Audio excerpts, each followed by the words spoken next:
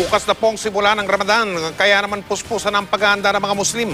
Marami ang naghintay sa paglabas ng tinatawag na New Moon kagabi.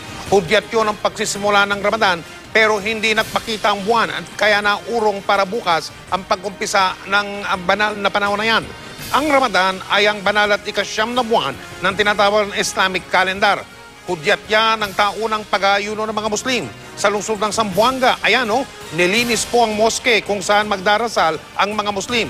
Papayagan din yung mga pulis na Muslim doon na magdasal at sa Cagayan de Oro City, nagtipo ng mahigit 150 mga imam kung tawagin mula sa iba't ibang bahagi ng Mindanao.